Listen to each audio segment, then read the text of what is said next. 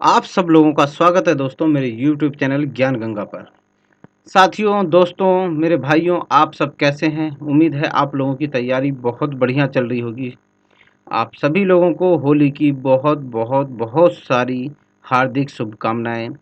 जिस तरह से ये रंगों का त्यौहार आप लोगों की ज़िंदगी में खुशियां भर देता है, उसी तरह से आपके सारे दिन आपके इसी तरह रंगीन हों, खुशियों वाले हों और आप सब लोग वो चीज़ प्राप्त करें जो आप लोग प्राप्त करना चाहते हैं।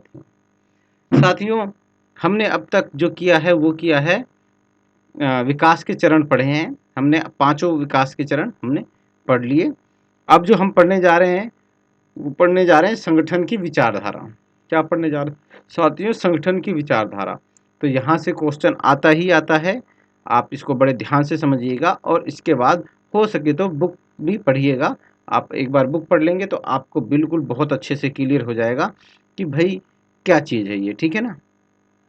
हालांकि मैं आप लोगों को कॉन्सेप्ट बहुत अच्छे से क्लियर कर दूंगा, लेकिन फिर भी आप बुक जरूर पढ़िएगा, ठीक है ना।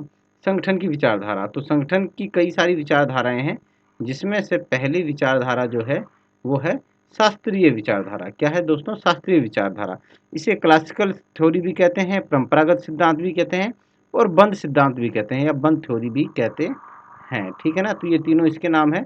नाम से बिल्कुल भी कंफ्यूज नहीं होना है आप लोगों को याद रखना है कि शास्त्रीय विचारधारा संगठन की पहली विचारधारा है। इसे क्लासिकल थ्योरी भी कहते हैं, इसे परंपरागत सिद्धांत भी कहते हैं, इसे बंध थ्योरी भी कहते हैं, ठीक है ना। ठीक है, तो ये क्या है? ये संगठन का पहला सिद्धांत है, क्योंकि इसमें संगठन का ढांचा कैसा हो, क्या होता है? संगठन का ढांचा कैसा हो, संगठन की संरचना कैसी हो, इसी पर ही ध्यान दिया जाता है, ठीक है ना।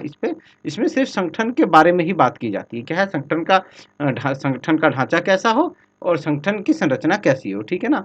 इसमें काम करने वाले आदमी जो हैं वो क्या सोचते हैं, क्या समझते हैं, उसके ऊपर बिल्कुल भी ध्यान नहीं दिया जाता है इस विचारधारा के अंतर्गत, ठीक है ना। क्या होता है? जैसे हम मानव है, हम लोग कोई काम करते हैं तो हमारी कुछ ना कुछ भावनाएं होती हैं, कुछ ना कुछ इच्छाएं होती हैं, ठीक है।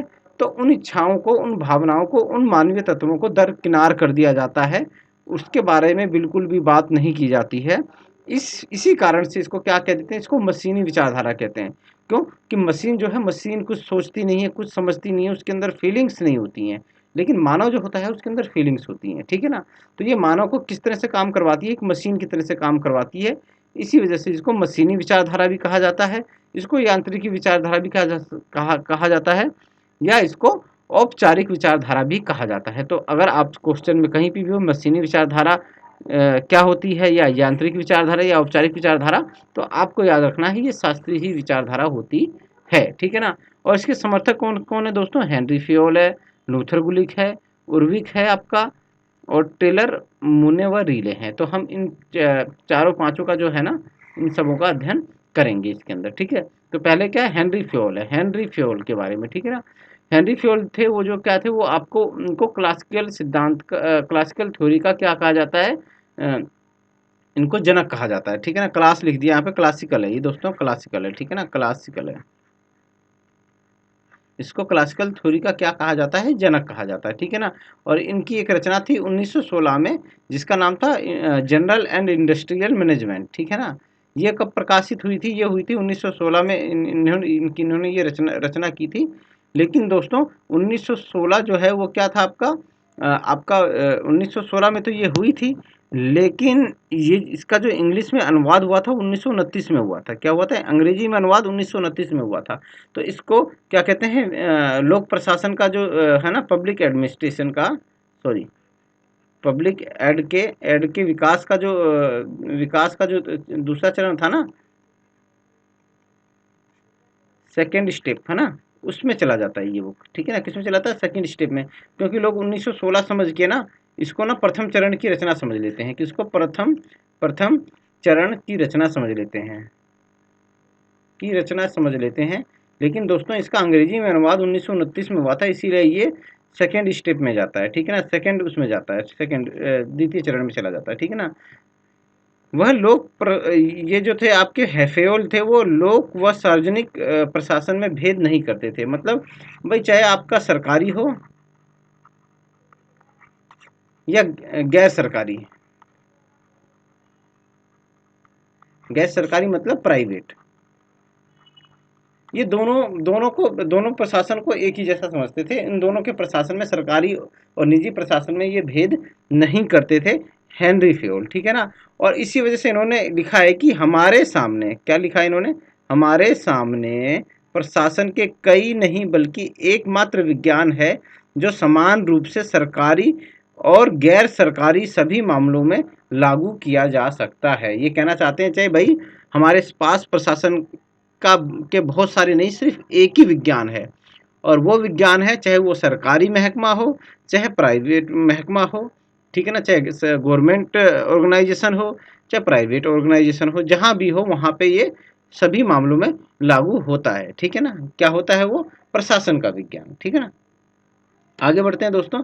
फेयोल ने संगठन के 6 कार्य बताए हैं, ठीक है ना। क्या, फिर ये बहुत इंपॉर्टेंट है दोस्तों, ये इंपॉर्टेंट है, ठीक है ना। यहाँ से क्वेश्चन पुट अप हो सकते हैं, ठीक है ना।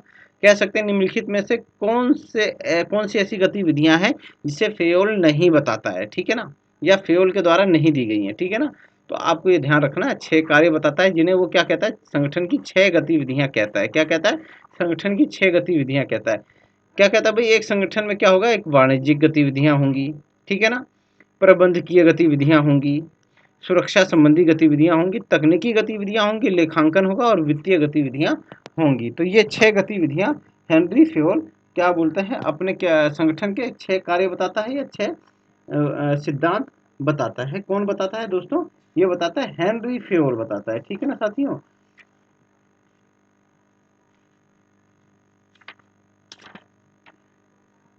ठीक है दोस्तों। तकनीकी वाणिज्यिक गतिविधियां जो होती हैं उसके अंदर आता है क्रय विक्रय और विनिमय। क्या आता है, वाणिज्यिक गतिविधियों में, कहाँ चला गया यार, एक मिनट, मैं आपको थोड़ा सा और डिटेल से बता देता हूँ ताकि आप लोगों को बिल्कुल भी कंफ्यूजन इसको लेके ना हो, ठीक है ना। आपको एक एक चीज में क्लियर करूंगा, आप ध्यान से पूरी क्लास लीजिए बस। वाणिज्यिक गतिविधियों में क्या होता है, क्रय विक्रय और विनिमय। क्या होता है, क्रय, ठीक है ना, खरीदना, बेचना, विक्रय, सॉरी बेचना लिख रहा था, विक्रय, क्रय विक्रय और विनिमय, ठीक है ना। ये सारी चीजें आ जाती हैं आपका वाणिज्यिक गतिविधियों में, ठीक है ना। प्रबंधकीय गतिविधियां जो होती हैं उसमें क्या आता है भाई, उसमें आता है नियोजन, संगठन, निर्देशन, तालमेल, नियंत्रण। क्या होता है, संगठन, निर्देशन,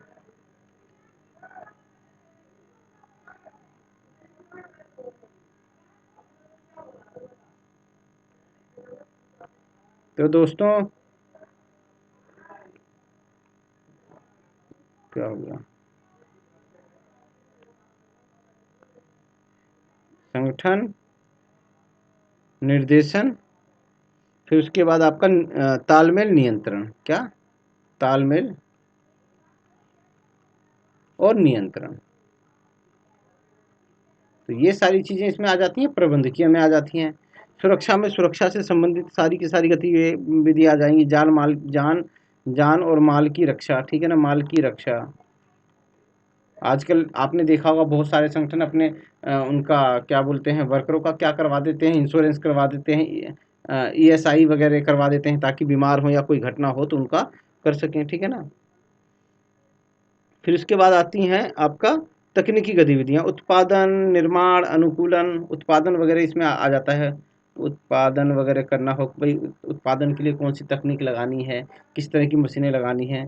फिर उसके बाद आ जाता है आपका लेखा गतिविधियां। इसमें क्या होता है कि भाई स्टॉक स्टॉक कितना है, बैलेंस कितना है। बैलेंस से तात्पर्य ये है कि दोस्तों मतलब पैसे का बैलेंस कितना है, या कोई हमारे पास कोई माल हमारे पास है कि नहीं है, ठीक है। लागत क्या आ रही है, ठीक है ना, लागत क्या आ रही है उस किसी चीज़ की, और सांख्यिकी, ठीक है ना, ये कि ये सारी चीज़ें आ जाती हैं किसमें, लेखांकन में आ जाती है। फिर वित्तीय गतिविधियां आ जाती हैं दोस्तों।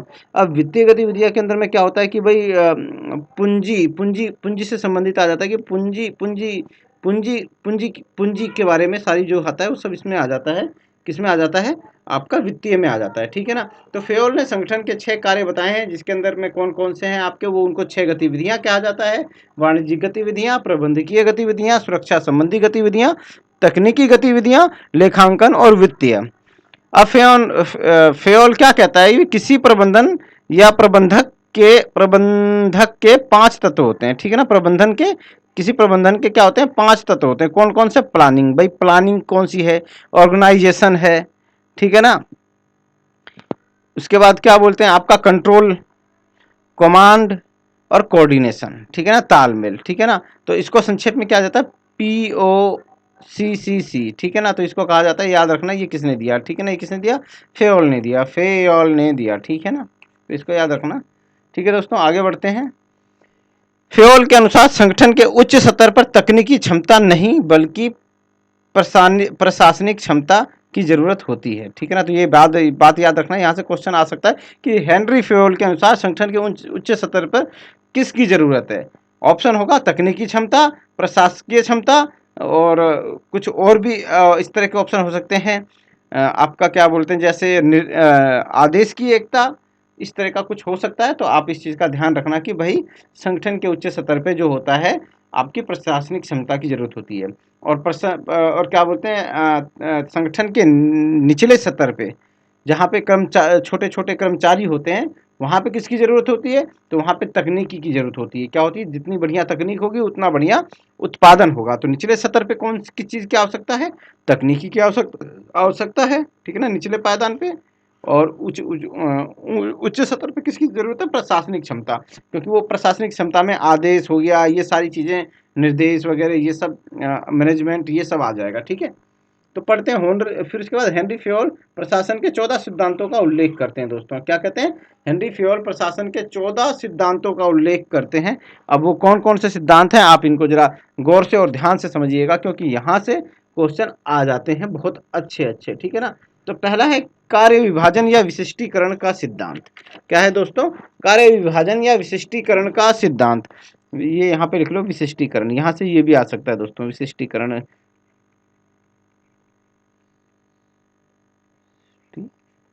करण का सिद्धांत, ठीक है ना। अब इसमें क्या होता है दोस्तों? इसमें होता है कि भाई कार्य जो आदमी जो काम बेहतर तरीके से कर सकता है उसको वो कार्य दे दिया जाए, ठीक है ना। इसी को कहते हैं कार्य विभाजन।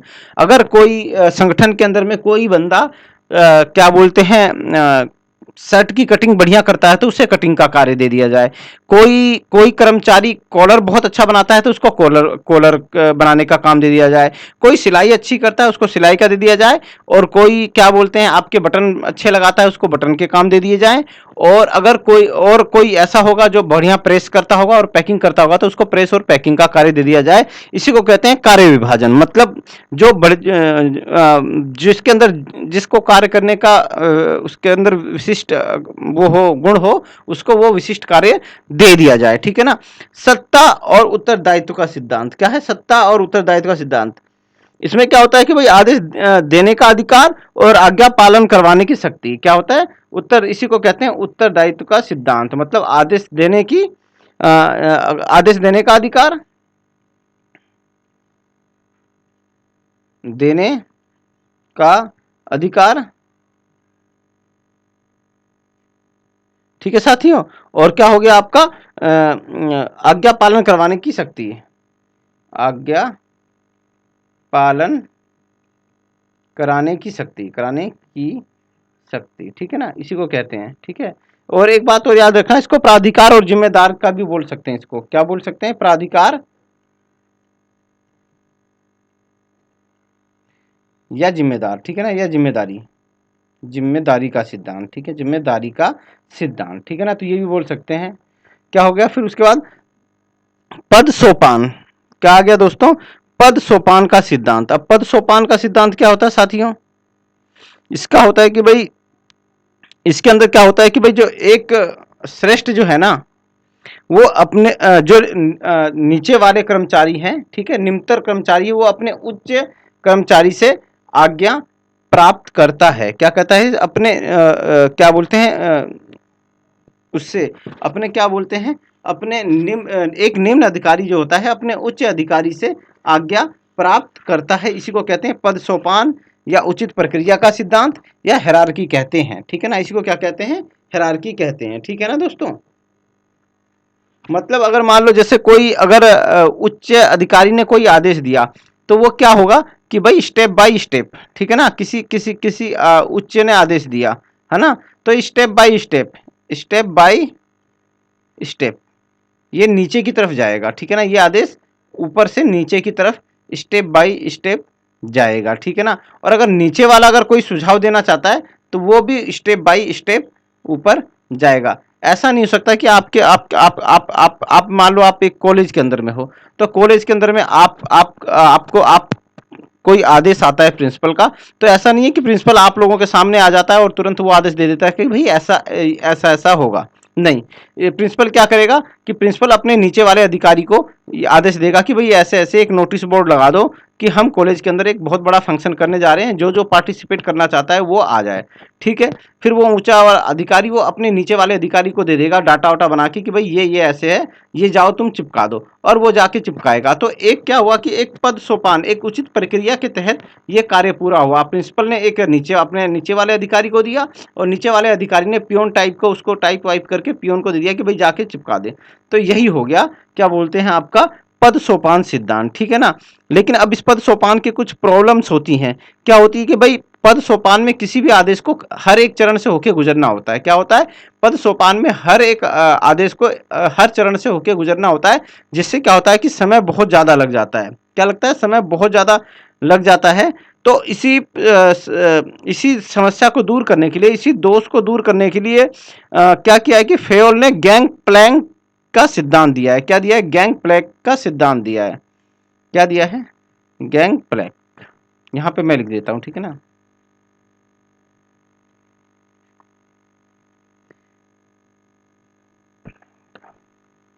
गैंग प्लैंक का सिद्धांत दिया है। ये सिद्धांत जो होता है आपका आपका हायरार्की में जो प्रॉब्लम्स आती हैं कि भाई जैसे तो इसको मैं एक डायग्राम से समझा देता हूँ कि सपोज करो एक ये संगठन है, ये संगठन है, ठीक है ना, और यहाँ पे ये अधिकारी हैं, ये, ठीक है, और एक यहाँ पे भी ये अधिकारी हैं।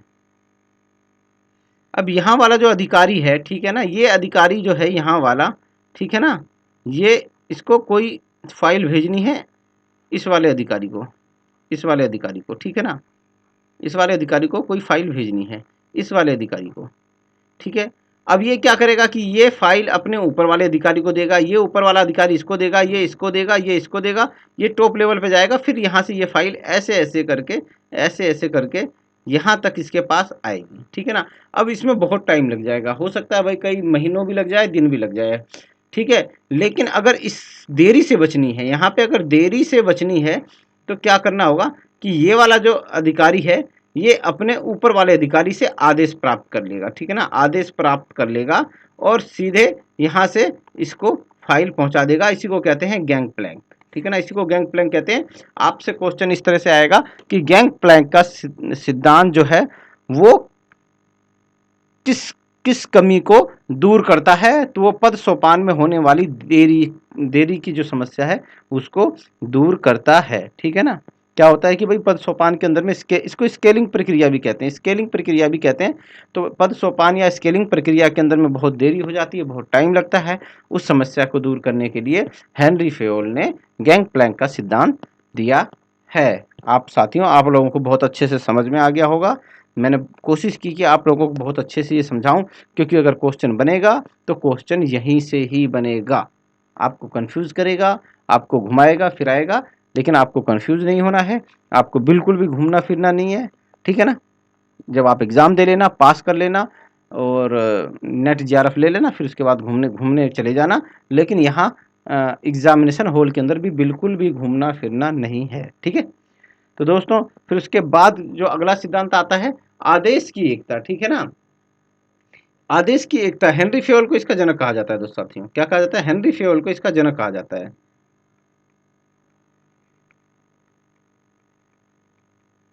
फेयोल को इसका जनक कहा जाता है, ठीक है ना। तो ये बात याद रखना। और इसमें कहता है कि भाई संगठन में एक ही व्यक्ति द्वारा आदेश दिया जाना चाहिए। क्या, संगठन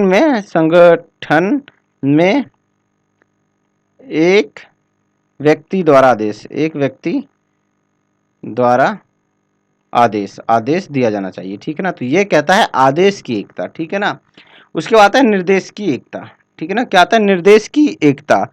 भाई इसको क्या कहते हैं? एक कार्य के लिए एक ही व्यक्ति का आदेश, ठीक है ना।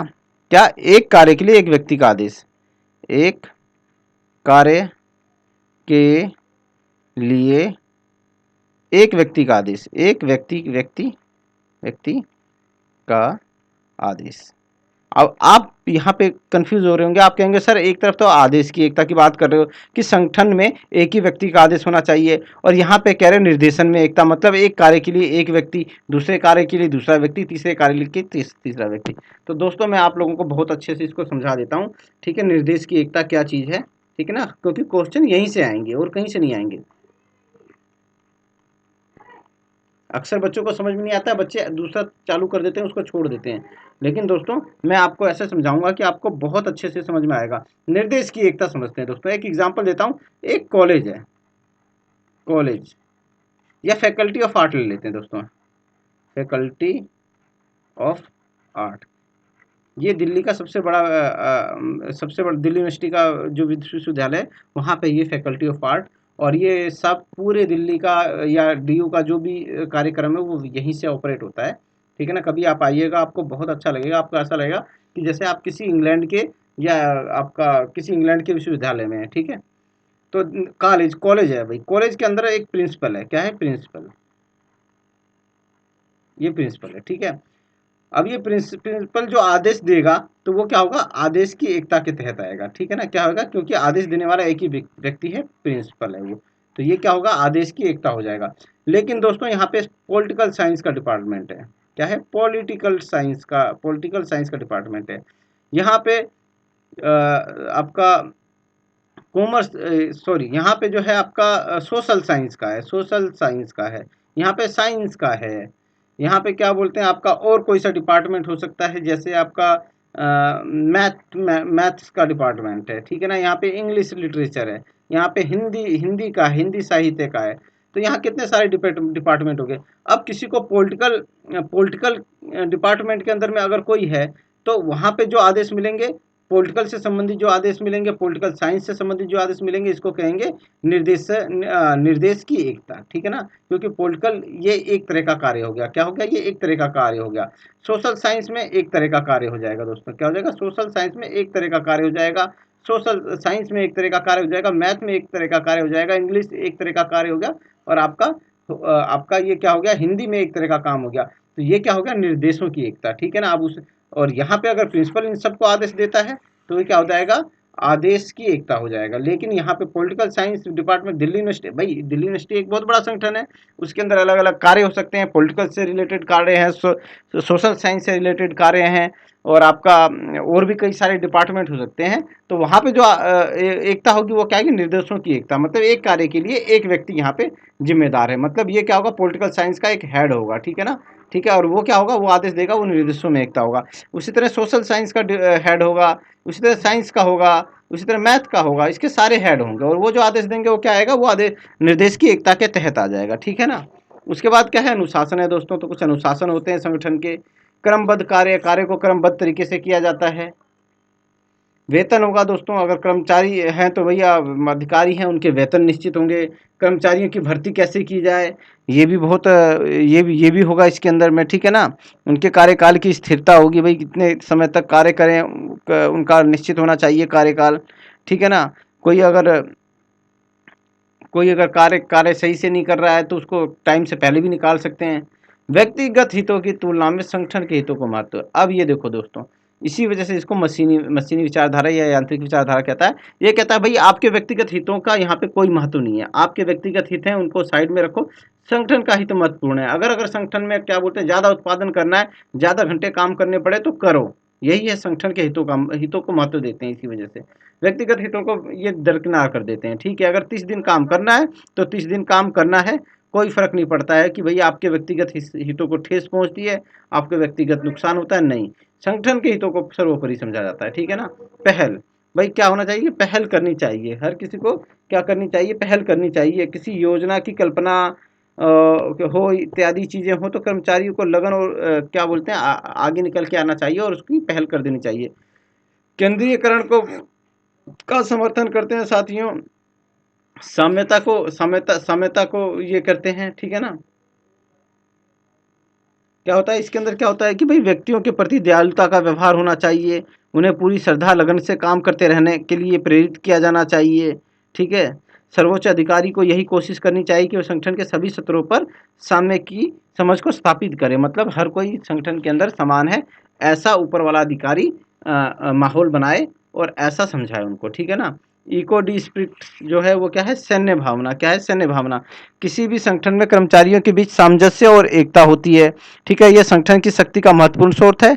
फ्योल ने कहा है कि भाई सैन्य भावना को प्रोत्साहन के लिए निर्देशों में एकता के सिद्धांत का पालन करना चाहिए, ठीक है। फूट डालो और शासन करो के खतरों और लिखित संचार के दुरुपयोग से बचना चाहिए। अब भाई क्या बोलता है कि सैनिक, आपने देखा होगा कि भाई क्या होता है, सैनिकों के अंदर कैसे होता है, सैनिकों को बहुत ज़्यादा वो किया जाता है, उनको तैयार किया जाता है, उनको बहुत ज़्यादा प्रोत्साहन दिया जाता है। तो वही चीज़ें इसके अंदर की संगठन के अंदर भी आपको यही करना चाहिए, अपने कर्मचारी को प्रोत्साहन देना चाहिए, उनके अंदर सैन्य भावना का विकास करना चाहिए, ठीक है ना। तो साथियों आई थिंक कि ये हो गया ख़त्म। हाँ जी, बिल्कुल ख़त्म हो गया ये दोस्तों। मैं इसका पीडीएफ आप लोगों को दे दूँगा, और आप लोगों को कैसा लगा वीडियो, अच्छा लगा तो आप मेरे को बताइएगा, आप मेरे को मैसेज कीजिएगा। इसके बाद क्या बोलते हैं हम क्या बोलते हैं, शास्त्रीय विचारधारा का जो दूसरा है हेनरी फ्योल कर लिया, उसके बाद टेलर वगैरह भी आएंगे, सब आएंगे एक एक करके। आप लोगों को सब कुछ समझाऊंगा, बिल्कुल चुटकी बजा के समझाऊंगा, आप लोगों को बहुत अच्छे से समझ में आएगा।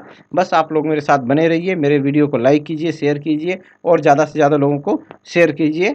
आप लोगों को मेरी तरफ से एक बार फिर होली की बहुत बहुत बहुत शुभकामनाएं। शुभ रात्रि।